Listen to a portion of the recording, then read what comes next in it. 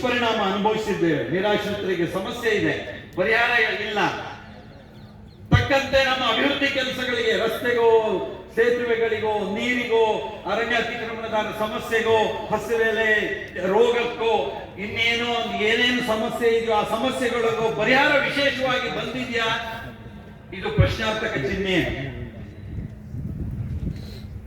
ನಾವು ಅನುಭವಿಸಿದೀವಿ ಕಷ್ಟ. ಇಷ್ಟೇ ಅಲ್ಲ, ಕಳಚೆಯಲ್ಲಿ ಧರೆ ಕುಸಿತ ಆಯ್ತು, ಶಿರೂರು ಗುಡ್ಡ ಕುಸಿತ ಆಯ್ತು, ಭಟ್ಕಳದಲ್ಲಿ ಗೋಳಾಕಾರ ಮೇಘಸ್ಫೋಟ ಆಯ್ತು, ಮದ್ದಿಘಟ್ಟದಲ್ಲಿ ಧರೆ ಕುಸಿತ ನೋಡಿದ್ದೇವೆ.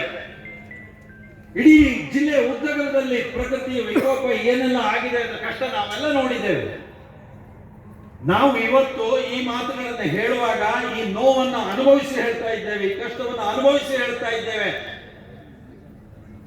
ನಮಗೆ ಇನ್ನು ಯಾವುದು ಯೋಜನೆ ಬೇಡ ಅಂತ ಹೇಳೋದು ನಮ್ಮ ಕೇವಲ ಮೇಲ್ನೋಟದ ಮಾತುಗಳಲ್ಲ. ಯೋಜನೆಗಳ ಮೂಲಕ ಆಗಿರುವಂತಹ ಅನಾಹುತಗಳನ್ನ, ತೊಂದರೆ ತೊಡಕುಗಳನ್ನ ಅನುಭವಿಸಿ ಮಾತನ್ನ ಹೇಳ್ತಾ ಇದ್ದೇವೆ.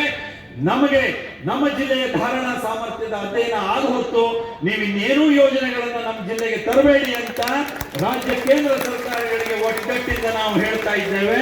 ಒಗ್ಗಟ್ಟಿಂದ ನಾವು ಬಲವಾಗಿ ಹೇಳಬೇಕಾಗಿದೆ. ನೀವು ನನ್ನನ್ನು ಪಾರ್ಲಿಮೆಂಟಿಗೆ ಆರಿಸಿದ್ರಿ. ಪಾರ್ಲಿಮೆಂಟಿಗೆ ಹೋಗಿ ಮೊದಲ ಮಾತನ್ನ ನಾನು ಆಡಿದ್ದು ಜಿಲ್ಲೆಯ ಧಾರಣಾ ಸಾಮರ್ಥ್ಯದ ಅಧ್ಯಯನ ಆಗಲಿ ಅಂತ. ಯಾರಾದ್ರೂ ಮಾತಾಡಿಲ್ಲ ಅಂತ ಅನ್ಕೊಂಡ್ರೆ ನಾನು ಅದನ್ನು ಸ್ಪಷ್ಟಪಡಿಸೋದಕ್ಕೆ ಬಯಸ್ತಾ ಇದ್ದೇನೆ.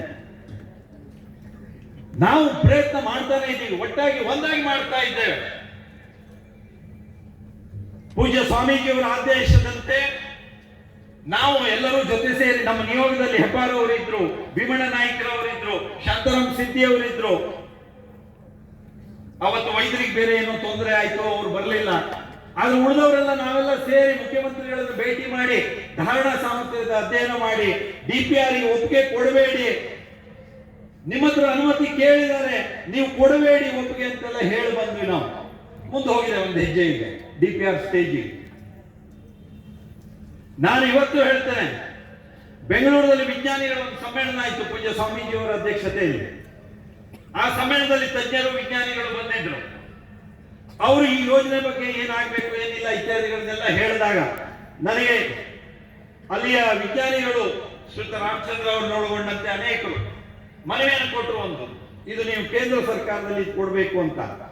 ನಾನು ನೆಕ್ಸ್ಟ್ ಡೇ 7ನೇ ತಾರೀಕು ಆಗಿರೋದು, 8ನೇ ತಾರೀಕು ಅಥವಾ 9 ಇರಬೇಕು, ದೆಹಲಿಗೆ ಪಾರ್ಲಿಮೆಂಟ್ ಅಧಿವೇಶನಕ್ಕೆ ನಾನು ಹೋದಾಗ CR ಪಾಟೀಲ್ ಅವರನ್ನ ಭೇಟಿ ಮಾಡಿ ಆ ಮನವಿಯನ್ನು ಕೊಟ್ಟು, ಆ ಮನವಿಗೆ ಉತ್ತರ ಬಂದಿದೆ. ಪಶ್ಚಿಮ ಘಟ್ಟದಲ್ಲಿ ಯಾವ ಯೋಜನೆ ತಗೋಬೇಕು, ತಗೋಬಾರ್ದು ಅನ್ನೋದು ಅಧ್ಯಯನ ಆಗಬೇಕು ಅನ್ನುವಂತ, ಧಾರಣಾ ಸಾಮರ್ಥ್ಯದ ಅಧ್ಯಯನ ಆಗಬೇಕು ಅನ್ನುವಂತ ವಿಷಯಕ್ಕೆ ನಾವು ಕೆಲಸ ಮಾಡ್ತಿದ್ದೇವೆ. ನಾವು ನಿಮ್ ಜೊತೆಗಿದ್ದೇವೆ, ಜಿಲ್ಲೆಯ ಜನರ ಜೊತೆಗೆ ಇರಲೇಬೇಕಾಗಿದೆ, ಇದ್ದೇವೆ. ಬೇಡ್ತ್ಯಾಗನಾಶಿನಿ ಕೊಳ್ಳ ಸಂರಕ್ಷಣಾ ಸಮಿತಿ ಇದೆ, ಅದ್ರ ಜೊತೆಗಿದ್ದೇವೆ ನಾವು.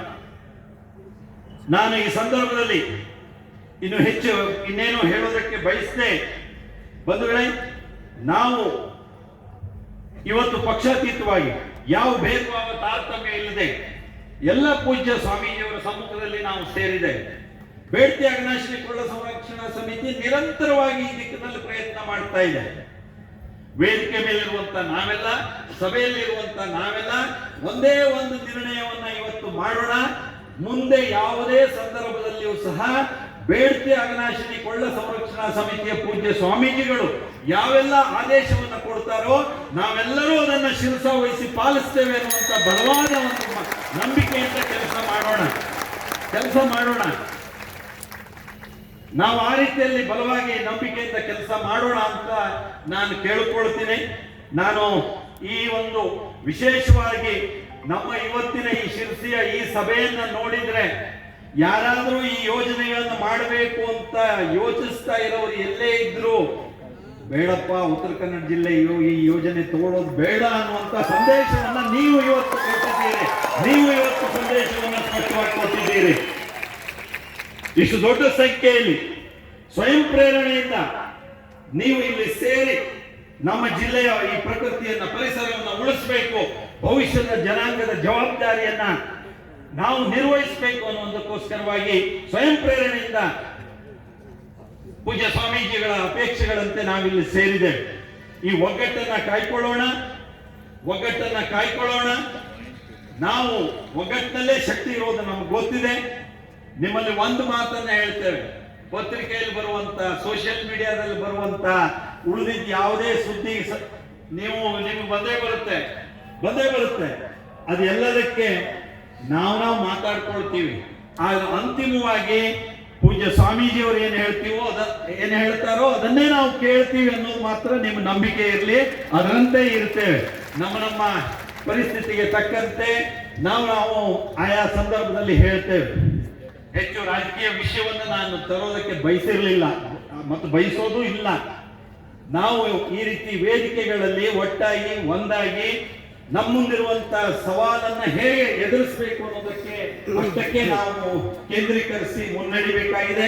ಇವತ್ತು ಇನ್ನೊಂದು ಮಾತನ್ನ ಹೇಳ್ತೇನೆ. ಪೂಜ್ಯ ಸ್ವಾಮೀಜಿಗಳು ಒಂದು ಮಾತು ಹೇಳಿದ್ದಾರೆ, ಕೇಂದ್ರ ಸರ್ಕಾರದಲ್ಲೂ ಸಹ ನಿಯೋಗದ ಮೂಲಕ ಮುಖ್ಯಮಂತ್ರಿಗಳನ್ನ ಭೇಟಿ ಮಾಡಿದ ಹಾಗೆ ಕೇಂದ್ರ ಸರ್ಕಾರದಲ್ಲೂ ಸಹ ನಿಯೋಗದ ಮೂಲಕ ಅಲ್ಲಿಯ ಸಚಿವರುಗಳನ್ನೆಲ್ಲ ಭೇಟಿ ಮಾಡಬೇಕು ಅಂತ ಹೇಳಿದ್ದಾರೆ. ನಾನು ಈಗಾಗಲೇ ಹೇಳಿದ್ದೇನೆ, ಫೆಬ್ರವರಿ ಫಸ್ಟ್ ವೀಕ್ ನಲ್ಲಿ ಯಾವ ಸಂದರ್ಭದಲ್ಲಿ ಬಂದ್ರು, ಯಾರನ್ನ ದೆಹಲಿಯಲ್ಲಿ ಭೇಟಿ ಮಾಡಿಸ್ಬೇಕು ಅಂತ ಹೇಳಿದ್ರು, ನಿಮ್ಮ ಪ್ರತಿನಿಧಿ ನಾನು ಅವರನ್ನು ಭೇಟಿ ಮಾಡಿಸ್ತೇನೆ. ಮತ್ತೆ ಅವರು ಮನವರಿಕೆ ಮಾಡಿ ಈ ಯೋಜನೆ ಬೇಡ ಅನ್ನೋದನ್ನ ಮನವರಿಕೆ ಮಾಡೋದಕ್ಕೆ ನನ್ನ ಶಕ್ತಿ ಮೀರಿರೋ ಪ್ರಯತ್ನವನ್ನು ನಾನು ಮಾಡ್ತೀನಿ ಅನ್ನುವಂತ ಮಾತನ್ನು ಹೇಳ್ತಾ ನಿಮ್ಮೆಲ್ಲರಿಗೆ ವಂದಿಸಿ ನನ್ನ ಮಾತು ಮುಗಿಸ್ತೇನೆ. ನಮಸ್ಕಾರ.